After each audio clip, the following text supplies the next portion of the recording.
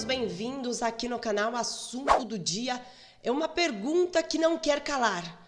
O surpreendente sumiço do jornalista Glenn Greenwald, que de vez em quando aparece, e inclusive ele faz grave alerta sobre o que pode acontecer após aí a decisão do ministro Alexandre de Moraes. Agora eu vou trazer aqui para vocês a decisão do ministro que aconteceu ontem. O relator dos atos do dia 8 de janeiro demonstram que realmente o que ele está esperando, sim, é a denúncia da Procuradoria-Geral da República.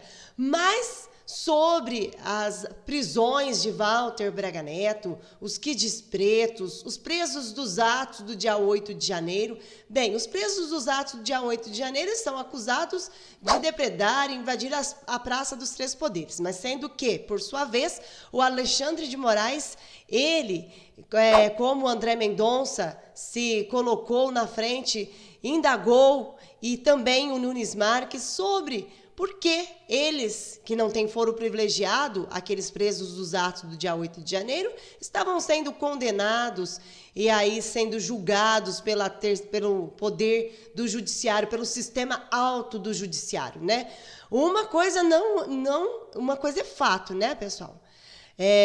Muitos foram presos no ano passado, na operação, na deflagração pela Polícia Federal.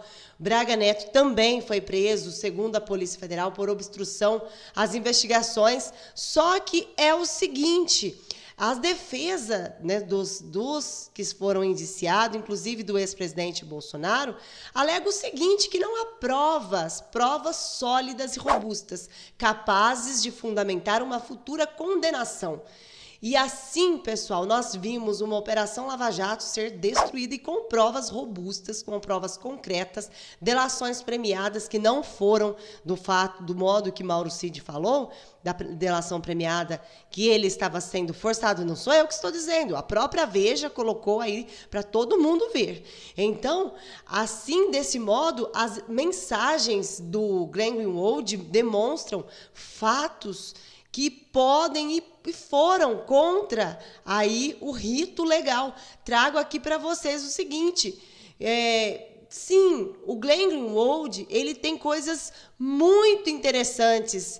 Ele revelou o lado oculto do magistrado, o lado oculto da justiça. Infelizmente, tudo ficou como está. Inclusive, ele e a Folha de São Paulo foram incluídos aí nas milícias digitais, assim como Elon Musk. A série de reportagens do jornalista Glenn Greenwald revelou, sim, uma verdadeira bomba envolvendo o ministro, o relator dos atos do dia 8 de janeiro, que é a vítima. Pois aqui os tais Kids pretos foram presos por segunda operação da Polícia Federal, segundo investigações, porque estavam planejando tirar a vida aí do atual mandatário, do seu vice e também do magistrado relator dos atos do dia 8 de janeiro. Portanto, estava comprometida, já comprometeu a relatoria. E este relatório, aliás, estas denúncias que foram feitas, pessoal, por Glenn Greenwald, o magistrado teria ordenado pessoalmente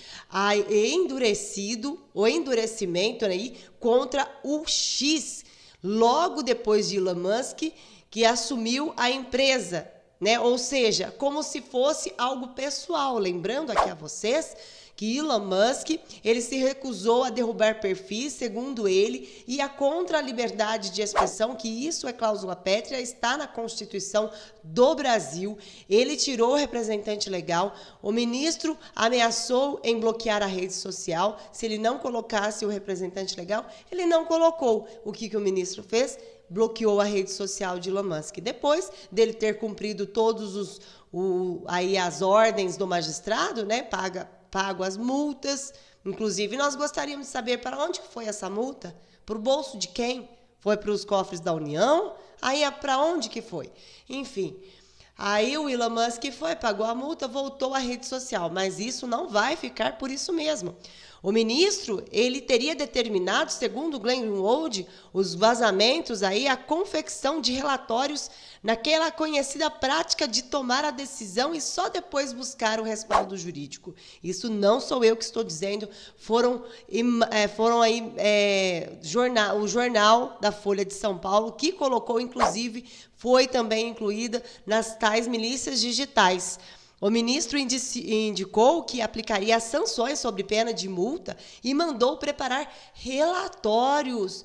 Vejam só, esta relatoria, essas acusações aí contra o ex-presidente Bolsonaro, contra Walter Braga Neto, contra os Kids Pretos, estão caindo por terra. Como disse mesmo aí o advogado do Kid Preto, né, onde o ministro Alexandre de Moraes, ele negou ele negou nesta quinta-feira o pedido de liberdade realizada pelo tenente-coronel Mauro Cid. Ele é um dos Kids Pretos, militares formados pelo curso de operações especiais do Exército Brasileiro, ou seja, serviu a pátria, pessoal. E ele foi acusado de envolvimento do planejamento de um ato que podia tirar a vida aí daqueles que eu disse logo no início para vocês, que inclusive a vítima é relator desses atos. O advogado de Oliveira havia alegado que não há provas sólidas e robustas capazes de fundamentar uma futura condenação e destacou o fato de que nenhuma denúncia foi apresentada até o momento. Moraes rejeitou a argumentação. Inclusive, esta tal denúncia pode ser apresentada até o fim de fevereiro pelo Procurador-Geral da República, onde vão decidir se o ministro, aí a primeira turma vai decidir se condena ou se absolve ou se engaveta aí esta ação, relatoria, que já vai mais de 2 anos, né? Investigações dos atos do dia 8 de janeiro, enquanto nós estamos vendo a impunidade acontecer, porque G. Dias estava lá dentro da Praça dos Três Poderes em total conivência com os manifestantes. Nada aconteceu, nada fez para impedir que aquilo acontecesse. E aconteceu aí também, as mensagens que foram vazadas, a tal da vaza-toga, né? Que inclusive o ministro relator indicou que aplicaria sanções sobre pena de multa e mandou preparar relatórios. Uma das mensagens vazadas mostram que o ministro, que à época era presidente do TSE, disse sobre as mudanças de postura contra o Twitter, né, contra o atual X. Então vamos endurecer com eles. Prepare relatórios em relação a esses casos e mande para o inquérito das fake news. Inclusive, o inquérito das fake news foi aí, lembra que o procurador Augusto Aras pediu para que fosse encerrado? Aí colocaram, o ministro veio com as milícias digitais, que vai no mesmo sentido. Vou mandar tirar sobre pena de multa, dizia uma mensagem de Moraes. Vou mandar tirar sobre pena de multa, dizia uma mensagem do ministro Alexandre de Moraes. Bem, com as revelações do jornal da Folha de São Paulo, que fez divulgações, mostrou aí, né, a outra face, formas ilegais que foram conduzidos relatórios, mais reportagens envolvendo mensagens vazadas do ministro e seus assessores. Estão por vir. O Glenn Greenwald, o jornalista responsável, diz que já tem em suas mãos esses tais 6 gigabytes e a qualquer momento ele pode voltar. Mas ele está, acredito, amedrontado, porque, segundo ele, foi ameaçado. Não é por menos, né?